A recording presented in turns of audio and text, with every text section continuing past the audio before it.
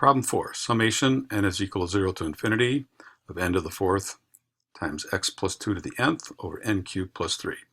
Center found easily at x equal -2. We're going to use a ratio test because it's not geometric, so we have to take the n plus 1 term, put it over the nth term.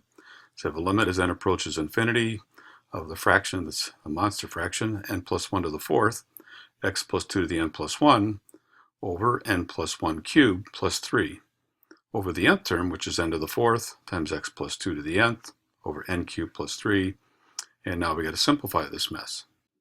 First thing we want to do is turn those fractions upside down. So we have the limit as n approaches infinity of the absolute value of n cubed plus 3 times n plus 1 to the fourth, x plus 2 to the n plus 1 over n plus 1 cubed plus 3 times n to the fourth times x plus 2 to the nth. Still looks pretty awful unless you start thinking about taking a limit of the highest powers. If we were to multiply the top out, we'd have a highest power of n to the seventh followed by lower powers of n. And the same with the bottom, the highest power would be n to the seventh followed by lower powers. So really what you're looking at is a limit as n approaches infinity of n to the seventh over n to the seventh, which will be 1.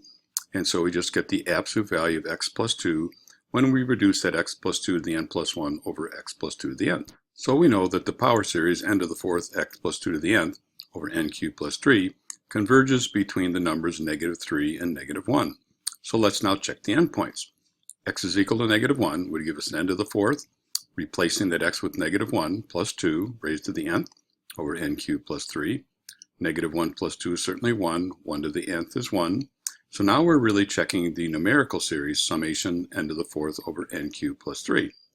That looks like an nth term test. The limit as n approaches infinity of n to the fourth over n cubed plus 3 equals infinity. That's not 0. So therefore it diverges. And in fact we can say that the series n to the fourth x plus 2 to the nth over n cubed plus 3 diverges specifically at its endpoint x is equal to -1. So now let's check the other endpoint. X is equal to -3. So we put that -3 in for x and we get n to the fourth, -3 plus 2 to the nth over n cubed plus 3. -3 plus 2 is certainly -1, which is going to give us -1 to the nth, making it an alternating series. And so we use the alternating series test. Condition 1 of the alternating series test says the same thing as the nth term test. Take the limit as n approaches infinity of n to the fourth over n cubed plus 3. That's infinity, that's not 0.